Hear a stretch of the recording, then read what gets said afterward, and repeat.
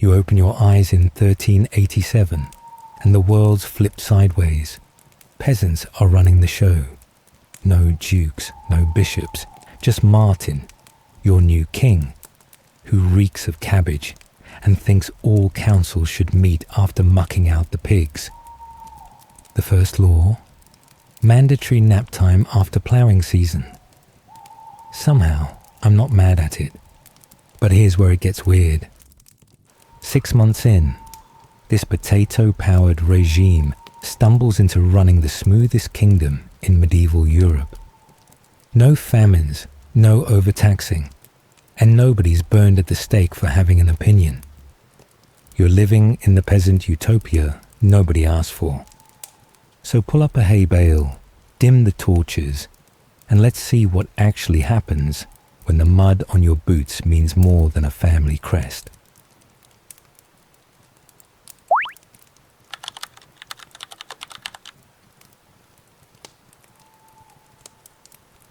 You're standing in what used to be the most magnificent throne room in all of Europe.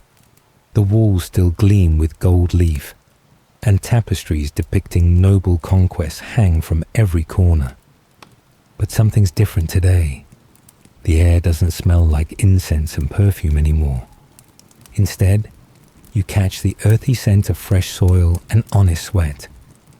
That's because the people filling this grand space just finished their morning chores before showing up to, well, accidentally overthrow the entire feudal system. Meet Martin the newly crowned, though everyone still calls him Martin who lives near the big oak tree. He's sitting on a throne that's probably worth more than his entire village's annual harvest, and he looks about as comfortable as a pig in a cathedral. His hands, still caked with dirt from feeding the chickens, grip the ornate armrests, while he stares at a room full of former serfs, who are all waiting for him to say something kingly. The silence stretches on. Someone coughs. A rooster crows outside. Finally, Martin clears his throat and announces his first royal decree. All government meetings will happen after morning chores, because the animals still need feeding regardless of who's in charge. You watch as his newly appointed council nods in approval. These are people who've spent their entire lives making practical decisions about when to plant, when to harvest, and how to keep their families fed through winter. Now they're supposed to figure out how to run kingdoms, manage trade routes, and deal with foreign ambassadors. The absurdity hits you when you realize that not one person in this room has ever made a decision that affected more than maybe 50 people. Today, their choices will impact millions. The royal scribe, a former shepherd named Willem, who learned his letters from the village priest, struggles to hold a quill pen properly while taking notes. His handwriting looks like chicken scratches, which is fitting since he spent yesterday actually dealing with chickens. Martin dictates the second royal decree: fair distribution of manure among all farming communities, because apparently even revolution can't escape the reality that crops need fertilizer. Willem scratches away, occasionally asking how to spell words like distribution and communities. When it comes time for the royal seal, you witness the most practical moment in monarchy history. Nobody thought to design an official emblem, so Martin grabs a parsnip from his pocket, presses it into the warm wax, and declares it good enough. The former nobles standing awkwardly in the corner exchange horrified glances as centuries of heraldic tradition get replaced by root vegetable impressions. But you know what? The seal works just fine, and everyone can recognize a parsnip. The real comedy begins when the new government starts addressing actual problems. The royal treasury, which previous kings used to fund elaborate wars and build monuments to their own egos, suddenly becomes the subject of intense practical debate. Should they invest in better ploughs for everyone? more seeds for spring planting, perhaps some decent ale for the harvest celebration. These aren't questions about glory or conquest. They're discussions about making life better for actual people. You're watching former serfs solve problems that have plagued Europe for generations, and they're doing it by asking revolutionary questions like, what do people actually need? And how can we make this work better? When faced with the kingdom's complex legal system, Martin's response is beautifully simple. If someone steals, they work extra hours for the person they stole from. If someone lies about their neighbor, they publicly apologize and help with chores until trust is rebuilt. No lengthy trials, no mysterious Latin phrases, just practical consequences that everyone understands. The most remarkable moment comes when they address the kingdom's military situation. Previous kings spent fortunes on elaborate wars over symbolic victories and personal honor. The peasant council's approach? They ask their military commanders, most of whom are former stable hands and blacksmiths, to focus on actually protecting people instead of winning glory. Revolutionary concept, apparently. By afternoon, these supposedly simple people have restructured taxation to be based on what people can actually afford, rather than arbitrary royal whims. They've established work schedules that account for human beings needing rest. They've created food distribution systems that prioritize feeding hungry families over impressing foreign dignitaries. And they've done it all while maintaining the most practical attitude toward governance you've ever witnessed. The ultimate irony becomes clear as the day progresses. These peasants, who were always dismissed as too ignorant to understand complex matters, just created the most logical government system Europe has seen in centuries. They eliminated the waste, focused on practical solutions, and designed policies that actually benefit the people doing the work. Their first day in power accomplished more meaningful reform than most noble dynasties managed in decades. As evening approaches, and Martin announces that tomorrow's royal council meeting will begin after everyone finishes milking their cows, you realize something profound has happened. The same people who were considered barely human by their former masters just proved that competence has nothing to do with bloodlines. They turned the entire concept of royal privilege upside down by demonstrating that understanding real problems leads to real solutions. The revolution succeeded not because peasants were inherently better than nobles, but because they actually knew how things worked in the real world. And that knowledge, combined with the authority to act on it, just changed everything.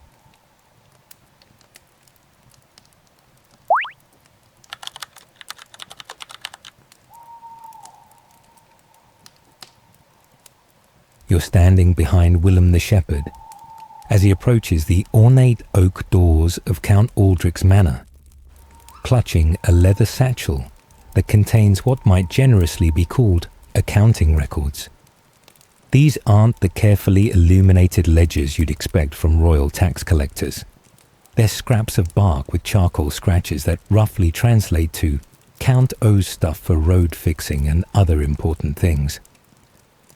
Willem's hands shake slightly as he raises his fist to knock, not from nerves about confronting nobility, but because he's genuinely unsure if he's supposed to use the big brass knocker or just pound on the wood like he would at any normal house. The door swings open, revealing a butler whose expression suggests he's just discovered something unpleasant stuck to his shoe. Behind him stands Count Aldrich himself, wearing robes that probably cost more than Willem's entire village produces in a year. The Count's face cycles through confusion, recognition, and then something approaching existential horror as he realizes that his former property is here to collect taxes from him. The reversal is so complete, so perfectly absurd, that for a moment nobody speaks. Willem breaks the silence by clearing his throat and announcing that the Count owes 3 bags of silver to fund the newly established Department of Practical Things. Count Aldrich's response is immediate and predictable. He doesn't have 3 bags of silver just lying around. What he has, he explains with growing desperation, is land. Lots of land. Beautiful, fertile, historically significant land that's been in his family for generations. He also has titles, ancient and prestigious titles that command respect across the continent. And tapestries, magnificent tapestries depicting his ancestors' glorious victories in battles that seemed very important at the time. Willem scratches his head and asks, what good a tapestry does anyone when the roads have potholes big enough to swallow a cart? The negotiations become increasingly surreal as 2 completely different concepts of value collide. The Count offers to pay his taxes in poetry, perhaps a lovely sonnet about the changing seasons, or an epic ballad celebrating the new peasant government. Willem responds by explaining that sonnets don't fix bridges, and ballads don't feed hungry children. What the Department of Practical Things needs is actual silver, or failing that, useful goods like tools, grain, or livestock. The Count's offer of future loyalty and promises of political support meets with the same practical rejection. As the conversation continues, you watch other peasant tax collectors arriving at neighboring estates, each encounter more awkward than the last. These former serfs know exactly what they're looking for because they spent years cleaning, maintaining, and storing every valuable item in these manors. When Lord Geoffrey claims he has no wealth to contribute, his former stable boy turned tax assessor walks directly to the hidden compartment behind the wine cellar, where the emergency gold reserves have always been kept. The nobles' attempts at concealment are comically futile when their assessors help build the hiding places. The real absurdity emerges when peasants start repossessing entire castles, not because they want to live in drafty stone towers, but because the kitchens are large enough to prepare community meals for entire villages. You witness the bizarre spectacle of former serfs walking through grand halls, ignoring priceless artwork and elaborate furniture, while taking detailed notes about the size of cooking pots and the efficiency of bread ovens. The Count's prize portrait gallery means nothing to people evaluating whether the space could be converted into a grain storage facility. Some nobles attempt to negotiate payment plans, promising to deliver their taxes in seasonal installments aligned with their traditional income from tenant farming. The irony reaches peak intensity when these former masters start begging for the same kind of flexible arrangements they never offered their own serfs. Willem listens patiently to Count Aldrich's plea for understanding, then reminds him that peasants never got to skip harvest quotas because they had a bad year. Payment plans existed for nobles now, but they would be based on actual ability to contribute, not on maintaining lifestyle expectations. The most uncomfortable moments occur when nobles try to assert their traditional authority over people they're now financially dependent on. Lord Reginald demands that his former blacksmith address him with proper titles, while simultaneously pleading for reduced tax assessments. The blacksmith's response is beautifully direct. Respect comes from treating people fairly, not from inherited names. The taxes are based on what the Lord actually owns, not on what he thinks he deserves to keep. As afternoon fades into evening, you watch the complete inversion of medieval social order play out in financial terms. Former masters who once collected tribute without question now scramble to gather enough valuable items to satisfy their new obligations. They offer family heirlooms, decorative weapons, and ceremonial clothing that nobody needs, while their assessors patiently explain that practical goods serve the common welfare better than symbolic treasures. The power reversal reaches its logical conclusion when several nobles find themselves genuinely unable to meet their tax obligations in traditional currency. The solution proposed by their former serfs is elegantly practical. Work off the debt through community service. These people, who never performed manual labor in their lives, now face the prospect of contributing through actual productivity rather than simply existing as recipients of others' work. By day's end, the Department of Practical Things has collected an impressive inventory of useful goods, workable silver, and volunteer labor commitments. More importantly, it has established that wealth flows toward those who create value rather than those who simply claim entitlement to it. The same people who once handed over half their harvest without question now determine what constitutes fair contribution from everyone, regardless of birth or title.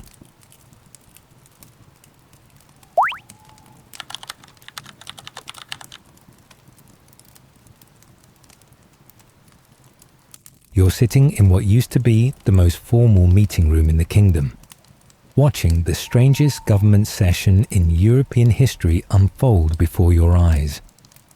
The long oak table that once hosted elaborate diplomatic ceremonies now serves as a stage for the most unconventional policy discussions you've ever witnessed.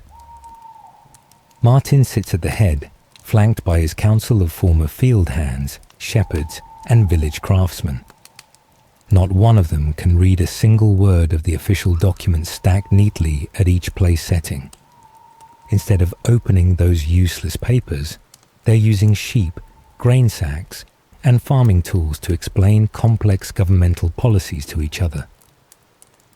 The morning's first agenda item involves tax collection procedures across multiple provinces. Rather than consulting written guidelines, the council members act out the entire process, using whatever props they can find. Thomas the pig farmer grabs a leather pouch to represent the royal treasury, while Agnes the ale brewer uses barley grains to demonstrate how wealth flows from individual households to central government coffers. She pours grains from smaller bowls into Thomas's pouch, explaining through physical demonstration how collection rates should adjust based on harvest success in each region. The system they create through this barnyard theatre is surprisingly sophisticated and infinitely more understandable than any written taxation code. Foreign Ambassador Heinrich arrives from the Germanic territories carrying an ornate scroll containing a formal trade agreement written in 3 languages, complete with official seals and elaborate legal terminology.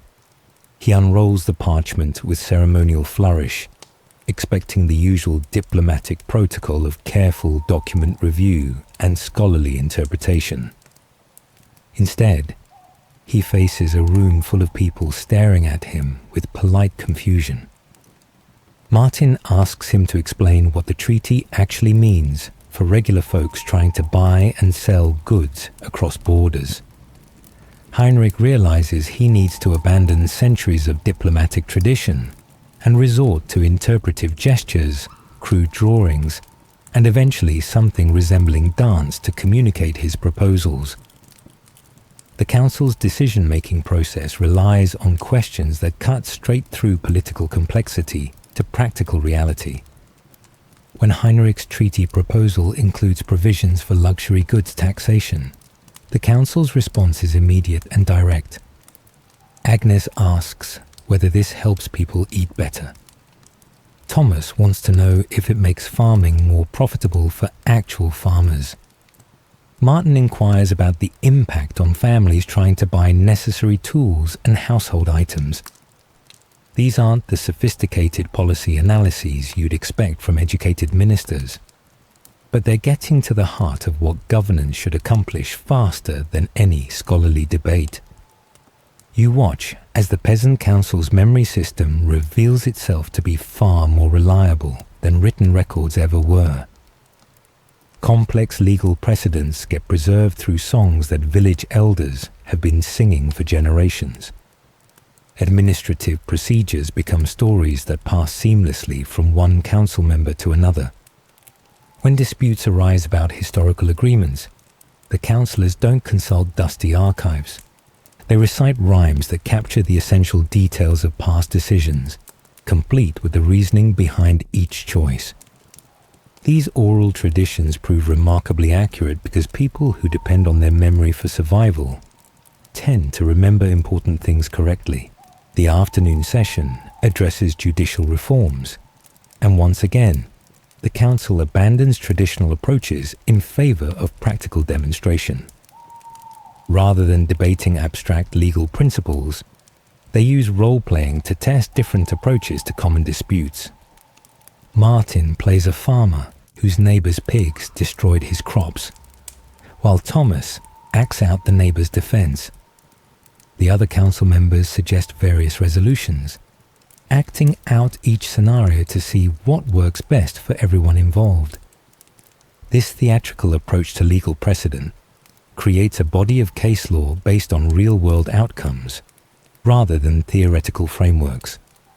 When Ambassador Heinrich attempts to introduce constitutional limitations on royal authority, complete with checks and balances borrowed from classical political theory, the council's response is beautifully pragmatic.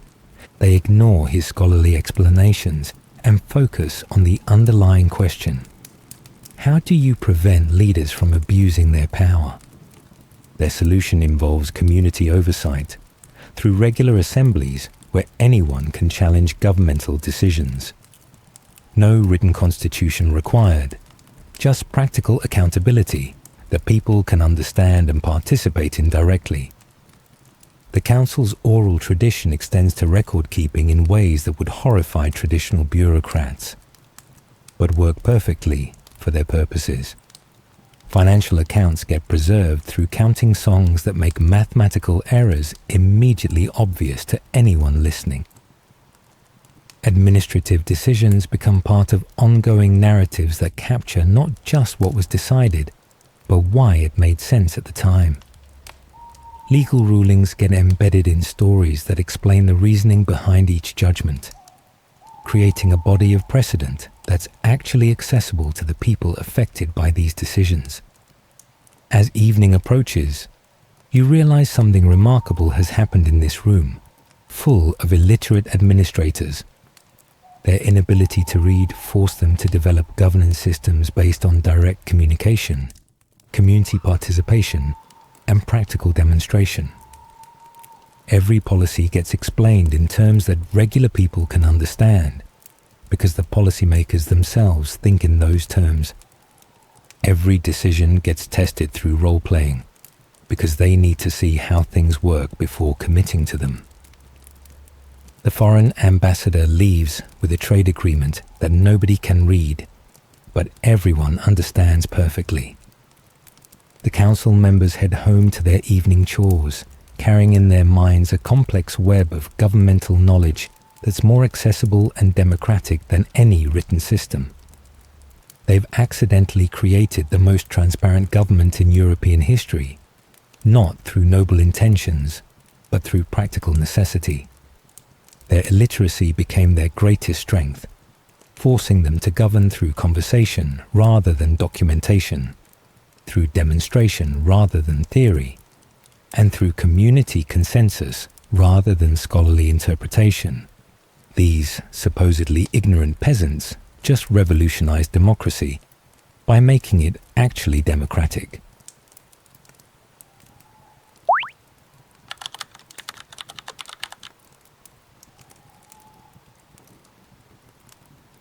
You're standing beneath an ancient oak tree, watching the most efficient court proceeding in medieval European history unfold before your eyes. There's no marble courthouse, no intimidating judge's bench towering over trembling defendants, and definitely no lawyers charging fees that could bankrupt entire families. Instead, Judge Harold sits on a simple wooden stool, his boots still caked with mud from morning chores, listening to a heated property dispute between two neighbouring farmers. The entire legal proceeding will take less time than it used to take noble courts, just to decide what language to conduct trials in. The case involves a boundary line that's been causing trouble for months. Under the old system, this dispute would require consulting ancient property deeds written in languages nobody speaks anymore, hiring expensive legal advocates to argue about historical precedents, and waiting months for a decision that might not make sense to anyone actually living on the land. Judge Harold's approach is refreshingly direct. He asks each farmer to explain exactly what they need the disputed strip of land for, how they've been using it, and what losing it would mean for their families. No Latin legal terminology, no references to obscure constitutional principles, just practical questions about real life.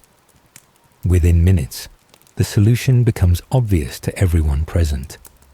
The land in question has better soil drainage on one side, making it perfect for the vegetable garden that feeds one farmer's large family. The other side slopes toward the creek, ideal for watering livestock that the second farmer depends on for his livelihood. Judge Harold's ruling splits the disputed area based on how each section actually serves the people who work it. Both farmers walk away satisfied. The boundary gets marked with stones that afternoon, and the entire community witnesses justice that makes perfect sense. You watch as this peasant court system eliminates every inefficiency that plagued traditional medieval justice. There are no court fees because the judges are community members doing their civic duty, rather than professional officials extracting profit from legal proceedings. No lengthy delays because cases get heard when people need them resolved, not when some distant courthouse has space on its calendar. No mysterious procedures that require specialized knowledge because everything happens in plain language that everyone can understand. The punishments handed down by these dirt-fingered judges reflect the same practical wisdom. When a baker gets caught shortchanging customers by using false weights, his sentence isn't a fine that he'll just pass on to future customers through higher prices. Instead, he works extra hours baking free bread for the families he cheated until he's made full restitution. The punishment directly addresses the harm caused while helping the people who were actually wronged. A thief who stole farming tools spends his sentence making replacement tools for his victim and working their fields until the lost productivity gets restored. Public lying gets treated with the same direct approach. When someone spreads false accusations about their neighbor, they don't face abstract penalties or symbolic punishments. They stand in the village square and publicly admit their dishonesty, explain why they said untrue things, and commit to specific actions that rebuild the trust they damaged. This isn't humiliation for its own sake, but accountability that directly addresses the social harm caused by dishonesty. The appeals process reveals the most democratic aspect of this peasant justice system. When someone disagrees with a judge's decision, they can request a hearing before the entire village council. This isn't a panel of distant legal experts applying abstract principles, but neighbors who understand local conditions, family relationships, and community needs. The appeals get decided by people who have to live with the consequences of their decisions, creating accountability that formal court systems often lack. Complex inheritance disputes that used to require examining genealogy charts, consulting church records, and arguing about bloodline legitimacy get resolved through revolutionary questions like who actually needs the property to survive and who has been caring for it effectively. When an elderly farmer dies leaving unclear instructions about his land, the peasant court doesn't spend months researching legal precedents about primogeniture. They look at which potential heir has been working the fields, maintaining the buildings, and supporting the farm's productivity. The inheritance goes to whoever can continue making the land serve its purpose of feeding people. Marriage and divorce cases follow the same practical logic. Instead of requiring expensive church annulments or navigating complex canonical law, peasant judges focus on whether people can build functional lives together. If a marriage isn't working despite good faith efforts from both parties, the court helps them separate their property and responsibilities in ways that protect any children and allow both adults to move forward productively. No theological debates about the sacred nature of matrimony, just practical solutions for people whose lives aren't working as planned. Commercial disputes get resolved with similar efficiency. When merchants disagree about contract terms, peasant judges ask straightforward questions about what each party expected, what actually happened, and how to make things fair for everyone involved. Trade agreements get interpreted based on their practical purpose, rather than precise legal language that nobody involved in the original deal actually understood. The speed and effectiveness of this system creates something medieval Europe has never seen before. Justice that actually serves regular people instead of enriching legal professionals and reinforcing social hierarchies. Cases that would take months or years in traditional courts get resolved in days or weeks. Punishments address real harm instead of abstract offences against royal authority. Legal procedures serve the people involved rather than maintaining institutional power. As evening approaches and Judge Harold heads home to milk his cows, you realize these supposedly simple people just revolutionized the entire concept of justice. They eliminated complexity that served no useful purpose, while preserving fairness that actually protects people. Their system works faster and better than centuries of educated legal tradition, precisely because it focuses on practical solutions rather than theoretical frameworks.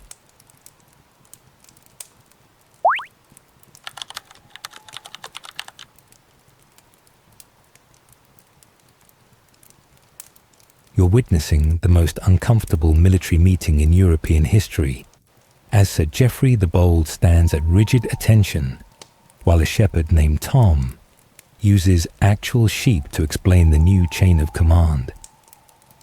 Geoffrey's polished armor gleams in the morning sun, every piece perfectly fitted and ceremonially maintained by servants he'll never see again.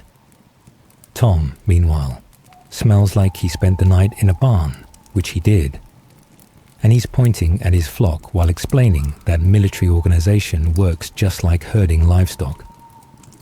The sheep represent different army units. The sheepdog shows how officers coordinate between groups, and the shepherd demonstrates how real leadership means understanding what your charges actually need to survive. The tension in the air is thick enough to cut with a sword. Geoffrey has spent his entire adult life following orders from people who spoke Latin, wore silk undergarments, and never touched anything dirtier than a prayer book. Now he's supposed to salute a man whose idea of formal dress involves his cleanest work shirt and boots that have actually walked through mud. Tom's rural accent makes every military term sound like farm vocabulary, and Geoffrey keeps having to ask for clarification when battle strategies get explained through agricultural metaphors. When Tom says they'll surround the enemy like sheep in a pen, Geoffrey genuinely doesn't know if this is brilliant tactical thinking or complete nonsense. The new military hierarchy abandons centuries of noble tradition in favor of a revolutionary concept, promoting people who can actually do the job. Birth certificates and family crests mean nothing when Tom asks each knight to demonstrate basic combat skills, horse management, and leadership under pressure. You watch Geoffrey struggle through tests he assumed he'd mastered years ago. only to discover that ceremonial training bears little resemblance to practical warfare. Meanwhile, former stable hands who've spent their lives working with horses, maintaining equipment, and solving problems under pressure rise rapidly through the ranks based on actual competence. When peasant generals start asking questions like, why are we fighting this battle and what do we actually win? The entire purpose of medieval warfare gets turned upside down. Traditional military campaigns focused on abstract concepts like honor, glory, and territorial claims that meant nothing to the people doing the actual fighting. Tom's approach treats warfare like any other job that needs doing efficiently and with clear objectives. If a battle doesn't serve practical purposes like protecting communities or securing resources, why risk people's lives for symbolic victories that only matter to politicians? The most absurd reversal occurs when former stable boys become cavalry commanders, while knights discover they know surprisingly little about the horses they've been riding for decades. These peasant officers understand horse behavior, nutrition, medical care, and training methods that noble riders never bothered learning because servants handled those details. Geoffrey finds himself taking riding lessons from people he used to consider property, learning that effective cavalry operations require understanding animals as partners rather than just transportation devices. Military dress codes undergo similar practical reforms, as elaborate armor gives way to gear that actually works in combat situations. Gone are the decorative flourishes that required 3 servants and an hour of preparation before battles. The new standard equipment focuses on protection, mobility, and functionality, rather than displaying wealth and status. Knights who used to gleam like walking treasure chests now wear practical gear they can put on themselves, maintain properly, and move efficiently while fighting. The peasant military philosophy revolutionizes strategy through questions that cut straight to practical reality. Instead of planning campaigns based on territorial ambitions or dynastic politics, the new generals ask how many people will die, what communities will be protected, and whether military action actually solves the underlying problems causing conflicts. This approach eliminates the wasteful wars that nobles fought over symbolic issues, while real threats to ordinary people got ignored. Training programs shift from ceremonial combat techniques to practical skills that work in actual battle conditions. Knights learn to fight as part of coordinated units rather than individual glory seekers. They practice logistics, communication, and battlefield medicine, alongside traditional weapon skills. Most importantly, they learn to think strategically about objectives, instead of just following orders without understanding the bigger picture. The command structure becomes genuinely meritocratic as peasant officers promote based on performance rather than politics. Soldiers who show leadership, tactical thinking, and genuine concern for their unit's welfare rise through ranks regardless of their origins. This creates military units with stronger cohesion and more effective leadership than traditional noble-led armies ever achieved. Combat doctrine abandons chivalric codes that treated warfare like elaborate games, with rules that got people killed unnecessarily. The new approach prioritizes winning efficiently while minimizing casualties on both sides when possible. Honor means protecting your people and accomplishing missions, not following ceremonial procedures that serve no tactical purpose. Supply lines improve dramatically when managed by people who understand logistics from years of moving agricultural products, managing seasonal storage, and coordinating community resources.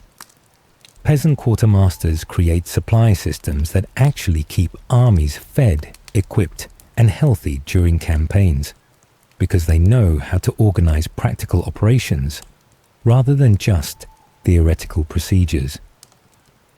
As evening approaches and Tom dismisses the day's training session, you realize that competence really does matter more than birthright in military affairs.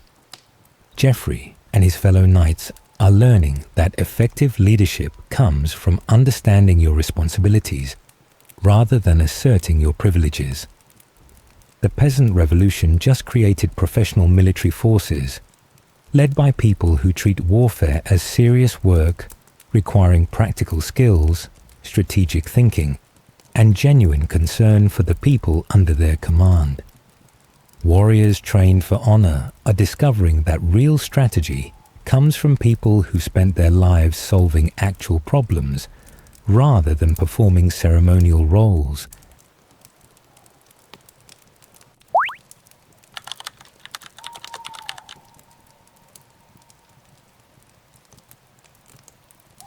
You're walking into the great hall where Europe's most powerful nobles once feasted on golden plates while their subjects starved outside the gates. The same soaring ceilings that witnessed elaborate 7-course meals now echo with the simple sounds of communal eating. Long wooden tables stretch across the stone floor, but instead of being draped in silk and decorated with exotic centerpieces, they're covered with practical cloth and lined with mismatched bowls that actually hold enough food to satisfy hunger. The air smells like fresh bread, hearty stew, and roasted vegetables instead of the overpowering spices that used to mask the taste of rotting delicacies. Martin sits at what used to be the high table, but there's nothing elevated about tonight's dining experience. He's sharing a wooden bowl of thick barley soup with the person sitting next to him, occasionally dipping chunks of dark bread into the rich broth while discussing tomorrow's harvest schedule. No golden goblets filled with imported wine. No servants rushing around with elaborate serving platters.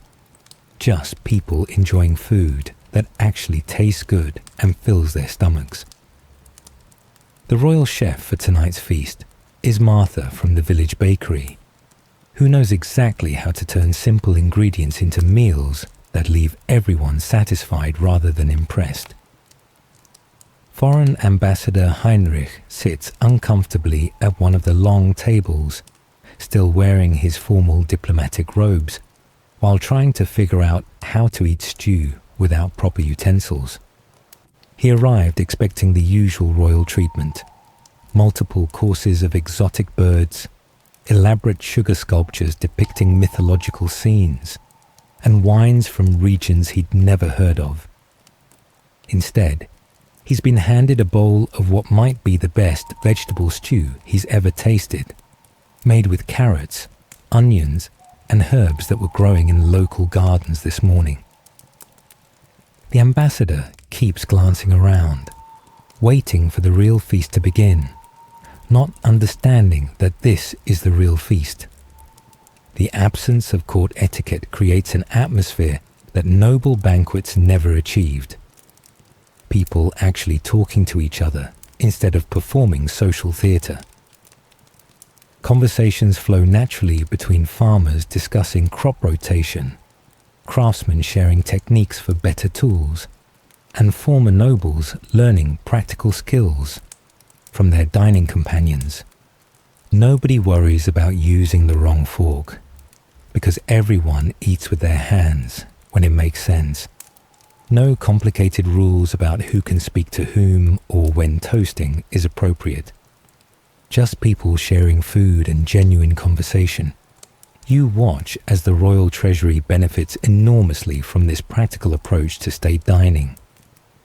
Previous kings spent fortunes importing peacocks from distant lands, commissioning elaborate ice sculptures that melted before dessert, and maintaining armies of specialized kitchen staff who knew how to prepare foods that nobody particularly enjoyed eating. The current royal budget for meals covers ingredients that local farmers produce efficiently, preparation by cooks who understand flavor over presentation, and quantities that ensure everyone leaves satisfied rather than hungry. The community aspect of these peasant feasts solves problems that elaborate court dining never addressed. When noble banquets served hundreds of guests, most people received tiny portions of expensive foods, while watching the privileged few consume the majority of each course. Tonight's meal provides generous servings to everyone present because the kitchen focused on preparing large quantities of nutritious food rather than small amounts of rare delicacies. Martha and her helpers calculated portions based on feeding people properly rather than creating impressive displays. Foreign dignitaries struggle to understand how royal dining can maintain diplomatic significance without expensive ingredients and elaborate presentations. Ambassador Heinrich eventually realizes that the kingdom's approach to hospitality demonstrates something more valuable than wealth: competence. These rulers feed their people well using local resources and practical methods. The diplomatic message becomes clear through the meal itself, rather than through costly demonstrations of excess. Other kingdoms might serve exotic foods that showcase their trade networks, but this kingdom serves excellent food that proves their agricultural and culinary skills. The evening's entertainment abandons the complex performances that used to accompany noble feasts in favor of simple activities that everyone can enjoy. No elaborate theatrical productions requiring expensive costumes and professional performers. Instead, people share songs they actually know, tell stories from their own experiences, and play games that include everyone rather than showcasing the talents of hired entertainers. The atmosphere becomes more genuinely festive than court celebrations ever achieved, because people participate instead of just observing. Kitchen staff work more efficiently when preparing food that people want to eat, rather than dishes designed to impress visiting nobility. Martha's team focuses on techniques that enhance natural flavors, instead of complicated preparations that mask the taste of ingredients. Roasting vegetables to bring out their sweetness, seasoning stews to complement rather than overwhelm the base ingredients, and baking bread with the perfect balance of crust and softness. Their methods produce better results with less effort, because they understand what makes food actually satisfying. The transformation of royal dining reveals something profound about the relationship between power and resources. Previous rulers used elaborate feasts to demonstrate their ability to waste enormous amounts of wealth on temporary displays. Peasant rulers use communal meals to demonstrate their ability to feed people effectively using available resources. The contrast shows two completely different approaches to leadership: impressing others through excess versus serving others through competence. As the evening winds down and people help clear tables they all ate from, you realize this simple approach to royal hospitality just revolutionized the entire concept of state dining. These supposedly primitive peasants created feasts that actually accomplish what royal banquets claim to do: bring people together, demonstrate the kingdom's prosperity, and create positive experiences for everyone involved. Their success comes from focusing on substance rather than symbols, nourishment rather than novelty, and genuine hospitality rather than expensive theatre.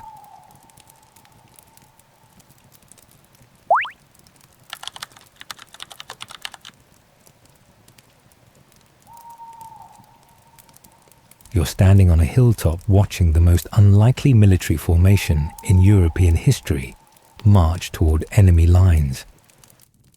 These aren't the gleaming knights you'd expect from medieval warfare, with their polished armor and ceremonial banners fluttering in the wind.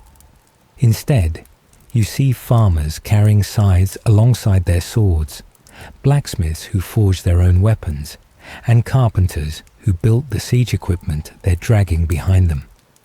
Their commander isn't some noble lord trained in military academies, but Tom, the former shepherd who spent decades protecting flocks from wolves and learned that successful defense requires understanding your enemy's behavior, knowing your terrain, and never wasting resources on dramatic gestures. The approaching enemy force represents everything traditional about medieval combat. Professional knights in expensive armor, trained from childhood in ceremonial fighting techniques, led by commanders who view warfare as an elaborate game with rules about honor and proper conduct. They've never faced opponents who treat battle like any other job that needs doing efficiently. These noble warriors expect their enemies to follow the same chivalric codes they learned in tournaments, where individual glory matters more than practical results, and losing with style counts as a moral victory. Tom's peasant soldiers understand something their opponents don't. They're not fighting for abstract concepts like territorial claims or dynastic pride. Every man in this army has a specific reason for being here that goes beyond royal commands or feudal obligations. The miller fights because enemy raids destroyed his grain stores and left his community hungry. The cooper battles to protect the workshop, where he makes barrels that store food for winter survival. The shepherd defends grazing lands that feed the animals his village depends on for milk, meat, and wool. These aren't philosophical motivations, but practical necessities that make victory essential rather than optional. The strategic differences become apparent as both armies position themselves for battle. The noble commanders arrange their forces according to traditional formations learned from classical military texts, emphasizing the proper placement of cavalry charges and the ceremonial aspects of knightly combat. Tom's approach reflects years of solving practical problems under pressure. His army positions take advantage of natural terrain features that provide actual tactical benefits rather than dramatic visual impact. They've studied the enemy's previous battles and identified weaknesses in fighting styles designed more for show than effectiveness. Peasant military engineering reveals itself through equipment that works rather than equipment that impresses. Where noble armies rely on elaborate siege engines built by expensive specialists, the peasant forces use simpler devices designed by people who understand physics, mechanics, and the most efficient ways to accomplish specific objectives. Their catapults may lack decorative flourishes, but they're easier to operate, faster to repair, and more accurate than the ornate machines their enemies deploy for psychological intimidation rather than practical destruction. The battle begins with traditional cavalry charges that have decided medieval conflicts for centuries. Noble knights thunder across the field in formations designed to maximize visual impact and individual opportunities for heroic combat. Tom's response demonstrates the difference between ceremonial warfare and practical fighting. His forces don't try to match the enemy's dramatic tactics, but instead use coordinated defensive positions that turn the cavalry's momentum against them. Pike formations and crossbow volleys create killing zones that eliminate the romantic aspects of knightly combat in favor of efficient tactical results. Supply lines reveal another crucial difference between these opposing military philosophies. The noble army depends on complex logistical systems that transport food, equipment, and specialized personnel from distant locations. When those supply chains face disruption, the entire military operation becomes vulnerable. Tom's peasant soldiers know how to live off local resources, because that's exactly what they do during normal life. They can forage effectively, identify edible plants, preserve food for extended periods, and maintain their equipment using materials found in any rural area. The peasant army's communication systems work better than traditional military hierarchies because they're based on practical cooperation, rather than rigid command structures. When noble armies rely on formal orders passed down through multiple levels of aristocratic officers, Peasant forces use direct communication between people who understand each other's capabilities and limitations. Decisions get made faster because they don't require consultation with distant authorities who may not understand current battlefield conditions. Enemy forces find themselves consistently outmaneuvered by opponents who think strategically about objectives, rather than tactically about individual engagements. While noble commanders focus on winning specific battles according to chivalric tradition, peasant generals ask questions that cut to practical reality. What happens after we win this fight? How do we prevent future conflicts? What resources do we need to protect our communities long term? This strategic thinking creates military campaigns that solve underlying problems rather than just achieving temporary victories. The most shocking revelation comes when you realize these supposedly amateur soldiers are systematically defeating professional warriors through superior preparation, clearer objectives, and more effective tactics. The peasant army wins because they understand what they're fighting for and how to achieve those goals efficiently. Their opponents lose because they're following ceremonial procedures designed for different purposes in different times. As the battle concludes with decisive peasant victory, the fundamental truth emerges about military effectiveness. People who spend their lives solving real problems develop skills that transfer directly to warfare when properly organized and motivated. Technical competence, strategic thinking, and genuine commitment to protecting something valuable create better soldiers than ceremonial training and abstract concepts of honor. Tom's army proves that understanding how things actually work matters more in combat than following traditional procedures designed to maintain social hierarchies rather than win battles.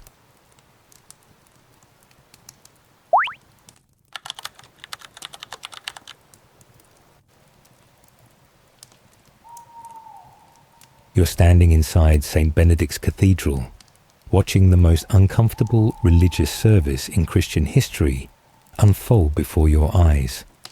The same stone walls that once echoed with mysterious Latin chants now ring with local dialect discussions about whether God really cares if your cow gets sick during calving season. Father Marcus, who used to be Marcus the barley grower, stands where the altar used to gleam with golden chalices and speaks in words everyone can actually understand. His sermon isn't about abstract theological concepts that require years of education to comprehend. Instead, he's explaining how Christian charity applies to sharing farming equipment during a harvest season, and why lying about your neighbor's character violates the same divine principles as stealing their grain. The transformation began when peasant theologians started asking dangerous questions about religious priorities. They wondered why God would want enormous cathedrals filled with expensive decorations while people starved outside the church doors. Their radical interpretation of Scripture focused on passages about feeding the hungry, clothing the naked, and caring for the sick, rather than verses about building monuments to divine glory. These former farmers read the story of Jesus driving money changers from the temple and decided that maybe accumulating vast wealth wasn't actually part of God's plan for his earthly representatives. Church services now happen in languages that congregation members actually speak instead of ceremonial Latin, that nobody understands except educated clergy. When Father Marcus discusses the parable of the Good Samaritan, he talks about helping travelers whose carts break down on muddy roads, rather than abstract concepts about universal brotherhood. Prayer requests focus on practical concerns like protecting crops from disease, helping families through difficult winters, and finding solutions to community problems. The congregation participates in discussions about how faith applies to real situations, instead of passively listening to incomprehensible theological lectures. The new religious hierarchy promotes priests based on their ability to serve community needs, rather than their mastery of ancient languages and complex doctrine. Father Marcus earned his position by spending years caring for sick animals, mediating disputes between neighbors, and organizing mutual aid during crop failures. His theological education comes from practical experience applying Christian principles to everyday problems, rather than academic study of abstract religious theory. When parishioners bring him questions about moral dilemmas, he understands their situations because he's lived through similar challenges himself. Construction projects reveal the most dramatic shift in religious priorities as massive cathedral building programs get redirected toward practical community infrastructure. The half-finished bell tower that was supposed to demonstrate the local bishop's wealth and power becomes a grain storage facility that protects the community's food supply during lean years. Ornate chapels designed for private noble worship get converted into schoolrooms where children learn reading, writing, and practical skills. The elaborate monastery that housed contemplative monks becomes a hospital where sick people receive actual medical care instead of just prayers for divine intervention. Religious art undergoes similar practical transformation as abstract theological imagery gives way to depictions that celebrate the dignity of honest work. Stained glass windows show farmers planting crops, craftsmen building useful things, and communities working together to solve shared problems. These images inspire congregation members by reflecting their own lives back to them in sacred contexts, rather than depicting distant heavenly realms that have nothing to do with earthly existence. The new religious artwork teaches that ordinary labor serves God's purposes just as effectively as elaborate religious ceremonies. Church wealth redistribution creates the most controversy, as centuries of accumulated treasure gets redirected toward programs that actually help people. Golden chalices get sold to fund disaster relief when floods destroy local farms. Elaborate priestly vestments made from expensive imported fabrics get replaced with simple robes, while the savings support education programs for children whose families can't afford formal schooling. The ornate bishop's palace becomes a community center where people gather for meetings, celebrations, and mutual aid coordination. Vatican officials react with predictable horror when reports reach them about peasants editing religious doctrine based on practical experience rather than formal theological training. Papal representatives arrive expecting to correct these dangerous theological innovations through properly educated clergy and traditional religious authority. Instead, they discover communities where Christian principles actually function as intended, where religious leadership serves people's needs, where church resources address real problems, and where faith provides practical guidance for daily life. The papal delegation struggles to argue against the results of peasant religious reforms when those reforms actually make Christianity work better for ordinary believers. Congregation attendance increases when services become relevant to people's lives. Community cooperation improves when religious teaching focuses on practical applications of Christian charity. Moral behavior strengthens when religious authority comes from demonstrated service rather than inherited position. The theological innovations that seem dangerous from academic perspectives prove effective from practical experience. Foreign church officials eventually recognize something remarkable happening in these peasant reformed religious communities. The Christianity emerging from practical application resembles the original teachings much more closely than the elaborate institutional structures that developed over centuries of political compromise and wealth accumulation. Jesus spent his ministry helping poor people, healing the sick, and teaching through simple stories that addressed everyday concerns. These peasant theologians accidentally recreated that approach by focusing on what actually works rather than what tradition requires. As evening approaches and Father Marcos dismisses his congregation to evening chores, you realize these supposedly ignorant peasants just accomplished the most successful religious reformation in Christian history. They stripped away centuries of accumulated complexity that served institutional power rather than spiritual needs. Their practical approach to faith created religious communities that actually embody Christian principles instead of just discussing them theoretically. The ultimate irony becomes clear as these simple people demonstrate that understanding God's intentions might require less theological education and more practical wisdom about serving others effectively.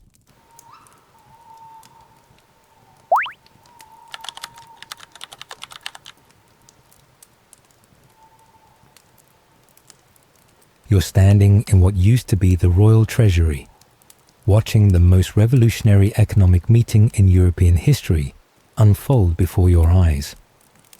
The same stone chamber that once housed elaborate schemes for extracting maximum wealth from peasant labor now hosts discussions about how to make sure everyone has enough to eat, decent tools to work with, and shelter that doesn't leak when it rains. Martin sits at a wooden table covered with samples of local goods instead of abstract financial documents, surrounded by people whose hands show the calluses and stains of actual productive work. These aren't theoretical economists debating complex market principles they've never tested in real life. They're farmers, blacksmiths, weavers, and carpenters who understand exactly how much effort goes into creating everything from bread loaves to horseshoes. The transformation begins with a simple question that traditional economists never bothered asking. What do people actually need to live decent lives? Instead of focusing on how to generate maximum profit for wealthy investors, peasant economic planners start with basic requirements like nutritious food, sturdy clothing, weatherproof housing, and reliable tools. Their approach treats the economy as a system for producing and distributing useful things, rather than a mechanism for concentrating wealth among people who don't contribute to production. When local baker Emma explains how much grain she needs to keep her community fed, her calculations become the foundation for agricultural planning, rather than abstract market projections. Trade negotiations reveal the most dramatic shift from traditional commerce as peasant merchants focus on exchanging goods that serve practical purposes rather than luxury items that exist only to display wealth. Foreign traders arrive expecting the usual requests for exotic spices, rare silks, and precious metals that previous rulers demanded to demonstrate their status. Instead, they encounter purchasing agents who want to know about improved farming techniques, better tool designs, and medical knowledge that helps people stay healthy during harsh winters. These practical trade priorities create commerce relationships based on mutual benefit rather than exploitation. The banking system undergoes complete reconstruction according to principles that would horrify traditional financiers, but make perfect sense to people who understand how work actually creates value. Peasant financial institutions abandon complex lending schemes designed to generate profit through manipulation of abstract monetary systems. Their simplified approach asks straightforward questions about loan applications. Will this money help someone produce useful goods or services? Can the borrower realistically repay based on the productive capacity of their proposed work? Does the investment strengthen the community's ability to meet its basic needs?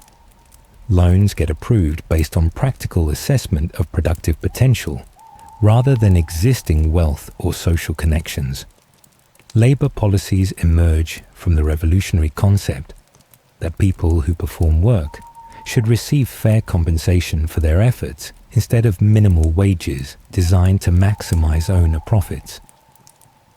Peasant economic planners establish working conditions based on what humans actually need to maintain health and productivity over time.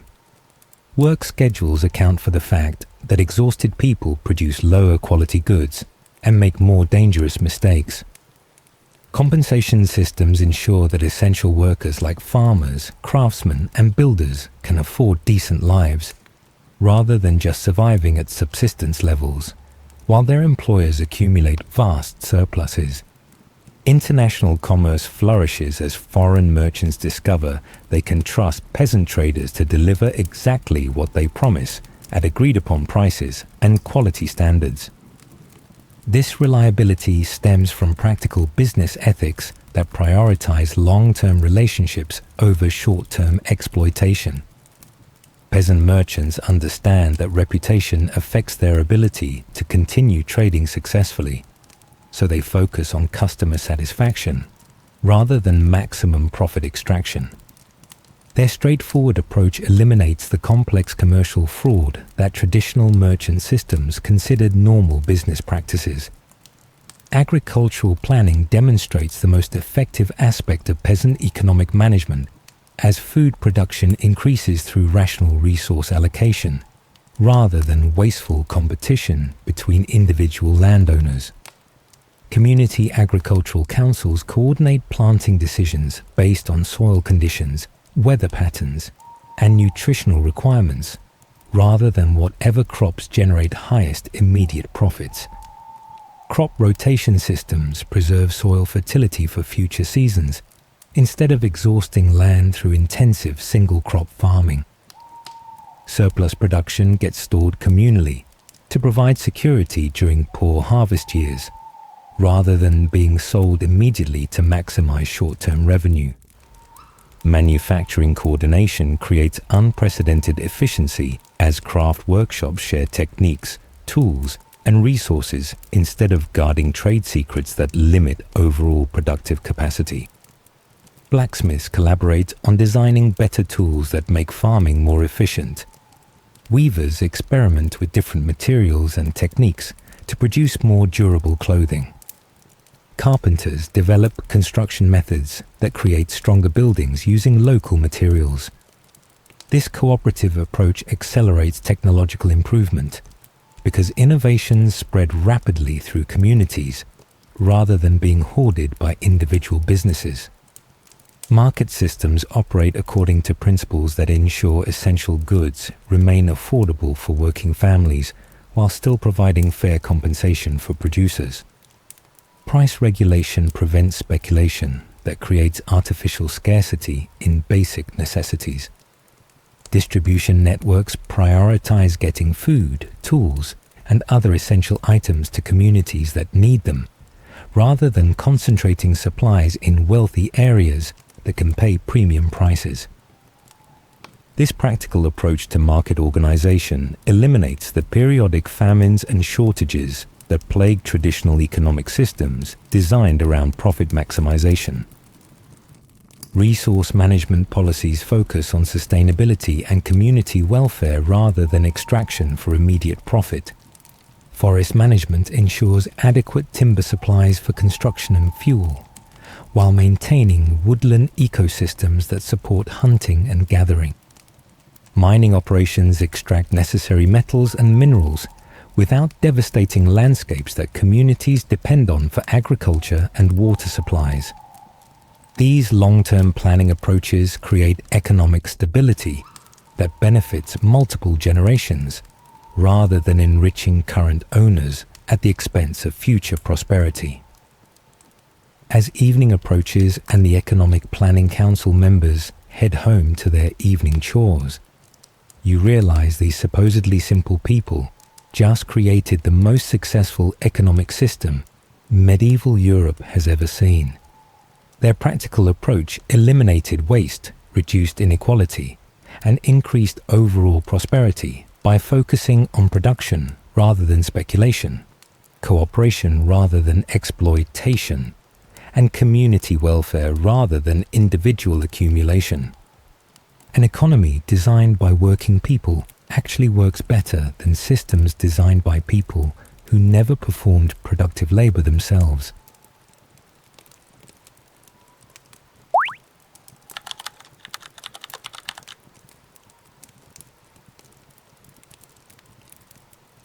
You're sitting in the most opulent throne room in France, watching King Louis attempt to maintain royal dignity while negotiating with a peasant ambassador who keeps scratching himself and commenting on the drafty windows. Ambassador Willem stands before the golden throne wearing his finest work shirt, which still bears faint stains from last week's pig slaughter, while discussing a crucial trade agreement between their kingdoms. The French court whispers behind jeweled fans as Willem interrupts the king's elaborate speech about mutual prosperity to ask whether this deal actually helps regular folks buy the things they need, or if it just makes rich people richer. King Louis pauses mid-sentence, clearly having never considered that question in his entire reign. The cultural collision reaches peak absurdity when Willem excuses himself from treaty negotiations to check on his horses in the royal stables. These aren't ceremonial diplomatic mounts, but working animals that Willem genuinely cares about and understands better than most nobles understand their own families. He returns to the negotiating table with detailed observations about the quality of French hay, the condition of the stable drainage, and suggestions for improving horse care that reveal more practical intelligence than anything discussed in the formal diplomatic sessions. The French ministers exchange bewildered glances as this muddy ambassador demonstrates more expertise about livestock management than their entire agricultural ministry. Traditional diplomatic ceremonies collapse entirely when peasant representatives refuse to participate in elaborate rituals that serve no practical purpose. Willem declines to kiss the king's ring, not from disrespect but because he genuinely doesn't understand why grown men need to perform such theatrical gestures before discussing grain prices and border security. When French protocol demands that foreign ambassadors present gifts of exotic luxury items, Willem offers a wheel of cheese made by his sister and a set of horseshoes forged by his village blacksmith. These practical gifts confuse court officials who expected rare spices or precious metals, but they represent actual value that ordinary people can use and appreciate. The language barriers create constant comedy as peasant diplomats speak in rural dialects that educated interpreters struggle to understand. Willem's accent turns formal diplomatic terminology into incomprehensible farm vocabulary that requires multiple translations before reaching anything resembling standard diplomatic language. When he discusses territorial boundaries using landmarks like the big rock where old Henrik's cow died and the creek that floods every spring, French cartographers desperately try to locate these reference points on their carefully drawn maps. The precision of peasant geographical knowledge clashes hilariously with the abstract territorial concepts that noble diplomats prefer. Trade negotiations accelerate dramatically once peasant ambassadors cut through ceremonial nonsense to focus on practical questions about actual commerce. Instead of spending weeks debating symbolic aspects of commercial agreements, Willem asks straightforward questions about grain quality, delivery schedules, and payment methods that working merchants actually care about. His understanding of real market conditions, gained from years of selling agricultural products and buying manufactured goods, reveals gaps in traditional diplomatic knowledge that becomes embarrassing for educated negotiators who've never participated in actual commerce. International conflicts decrease as peasant leaders focus on practical cooperation rather than abstract concepts of national honor that have motivated centuries of wasteful warfare. When border disputes arise, Willem suggests solutions based on how local communities actually use contested territories rather than historical claims that exist only on ancient parchments. His approach treats international relations like neighborhood disputes that need practical resolution rather than elaborate games of political prestige. This pragmatic diplomacy eliminates many sources of conflict by addressing real problems instead of symbolic grievances. The most revolutionary aspect of peasant diplomacy emerges through direct communication that bypasses the complex protocol systems designed to maintain social hierarchies. Willem asks foreign rulers exactly what they want from diplomatic relationships and explains precisely what his people need in return. This straightforward approach eliminates the elaborate dance of indirect suggestion and coded language that traditional diplomats use to avoid stating their actual intentions. Treaties get negotiated faster because both parties understand what they're agreeing to, instead of relying on deliberately ambiguous language that creates future conflicts. Foreign monarchs initially struggle to take seriously negotiators who smell like honest work and interrupt formal discussions with practical observations about local conditions. However, they gradually discover that peasant ambassadors possess more reliable information about their own kingdoms than traditional diplomatic sources provide. Willem's knowledge about agricultural productivity, manufacturing capacity, and trade relationships comes from direct experience rather than filtered reports from subordinates who may have personal motivations for providing inaccurate information.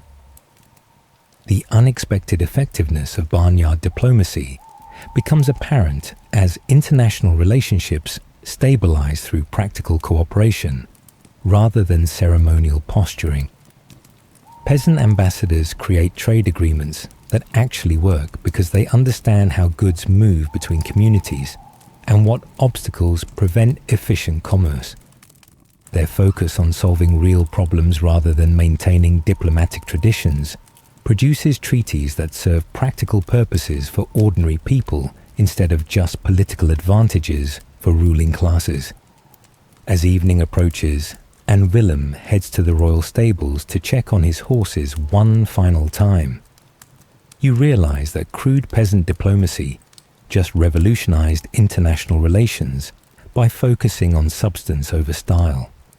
These supposedly unsophisticated ambassadors created more stable diplomatic relationships than centuries of elaborate court protocol because they actually understood what their people needed and possessed the practical knowledge to negotiate agreements that served those needs effectively. Their success came from treating international relations like any other problem that needed practical solutions, rather than ceremonial performance.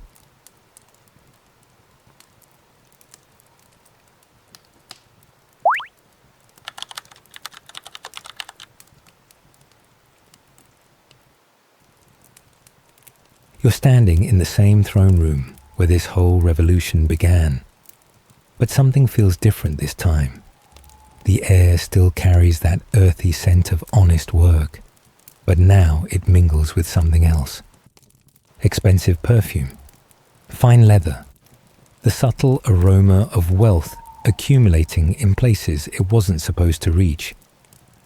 Martin, the former shepherd, sits on his throne, wearing robes that didn't come from any village seamstress. And his son, Edward, stands beside him in boots that have never touched mud. 25 years have passed since peasants seized control of Europe, and you're witnessing history's most predictable plot twist unfolding in real time. Edward the Younger has never ploughed a field in his life. Why would he? His father runs a kingdom now, and kings' sons don't need to understand farming when they have entire departments of people to handle such mundane concerns. You watch him gesture dismissively at a group of village representatives who've come to discuss grain distribution problems. These are the same people who helped put his family in power. but Edward sees them differently than his father did. Where Martin once saw equals and neighbours, Edward sees subjects who should be grateful for his family's benevolent leadership. The transformation didn't happen overnight. It started with small luxuries that seemed reasonable enough. Martin worked hard governing the kingdom, so surely he deserved a comfortable house and decent clothing. His successful management of trade negotiations brought prosperity to everyone, which naturally resulted in higher compensation for his efforts. When foreign ambassadors visited, the royal family needed to dress appropriately to maintain diplomatic credibility. Each justification made perfect sense individually, but collectively they created a lifestyle that would have horrified the revolutionary peasants who started this whole experiment. You notice other familiar names among the new aristocracy, families whose founders once called themselves simple farmers and craftsmen. The Williamson dynasty controls the most fertile agricultural regions, not through noble birthright, but through generations of smart investments and favorable trade relationships. The Hartwell clan dominates the textile industry because old Thomas Hartwell's weaving innovations made his descendants wealthy beyond imagination. These aren't the traditional noble families with their ancient castles and hereditary titles, but the result is remarkably similar. Wealth concentrates, influence grows, and ordinary people find themselves taking orders from families who just happen to have accumulated more resources over time. Second-generation peasant aristocrats develop attitudes that would have been familiar to any medieval noble. They speak differently than their parents, using refined vocabulary learned from tutors, rather than the rural dialects their families grew up speaking. Their clothing reflects fashion trends from foreign courts rather than practical work requirements. Most tellingly, they start talking about their natural talents for leadership and their inherited understanding of governance. The irony cuts deep when you hear Edward explaining to a group of farmers why his family's experience makes them uniquely qualified to make decisions for everyone else. The new class system emerges through economic success rather than ancient bloodlines, but the social divisions feel just as rigid. Families who own the most productive land associate primarily with other large landowners. Successful merchants form exclusive trading partnerships that newcomers struggle to join. The children of prosperous craftsmen attend private schools, where they learn to see themselves as fundamentally different from children whose parents still work with their hands. Social mobility becomes harder as established families use their resources to maintain advantages over potential competitors. Marriage patterns reveal how thoroughly the revolution has recreated traditional hierarchies with different participants. Edward's engagement to Margaret Hartwell isn't arranged by feudal law, but by practical considerations about combining family resources and maintaining social position. Young people from successful peasant families increasingly marry within their economic class, creating networks of wealth and influence that exclude people whose families haven't accumulated similar advantages. The revolutionary ideal of equality gets replaced by new forms of social stratification based on business success rather than noble birth. Political appointments follow predictably hierarchical patterns as Martin increasingly relies on advice from people who share his family's elevated social position. The royal council that once included ordinary farmers and craftsmen now consists primarily of successful merchants, large landowners, and prosperous guild leaders. These advisors understand complex economic issues and international relations better than subsistence farmers, but their perspectives reflect the interests of people who benefit from existing power structures, rather than those who might need protection from them. The most disturbing development occurs when peasant aristocrats start talking about their natural right to lead others. Edward genuinely believes his family's success demonstrates superior intelligence, better judgment, and more refined understanding of complex issues. He isn't consciously recreating noble privilege, but his attitude toward ordinary people mirrors the condescension that traditional aristocrats displayed toward their social inferiors. The revolutionary fervor that powered peasant uprising gets replaced by comfortable assumptions about earned superiority and natural hierarchy. You watch the cycle complete itself as Edward's children grow up in luxury that insulates them from understanding how ordinary people live. They learn languages, study philosophy, and master diplomatic protocols while their age peers work in fields and workshops. Their education prepares them for leadership roles they'll inherit rather than earn through demonstrated competence. The practical wisdom that made peasant rule effective gets lost as successive generations become further removed from actual productive work. Power concentrates regardless of its origins, because success creates resources that can be used to generate more success. The peasant families who governed most effectively accumulated wealth, influence, and social connections that their descendants leveraged into permanent advantages. Changing who holds power doesn't change how power behaves once it gets concentrated in relatively few hands. The bitter irony becomes inescapable as you realize that revolution succeeded in replacing one aristocracy with another, but failed to eliminate aristocracy itself.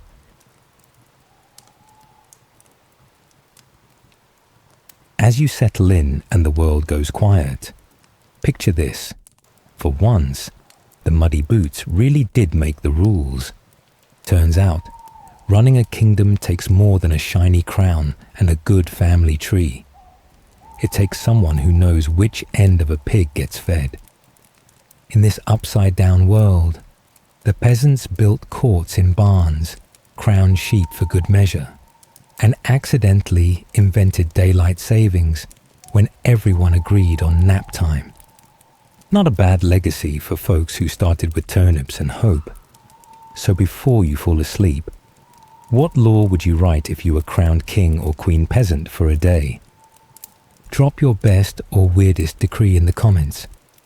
And if you want to shrink into even stranger timelines with me, hit subscribe. Sweet dreams of kingdoms that run on common sense and a little dirt under the fingernails.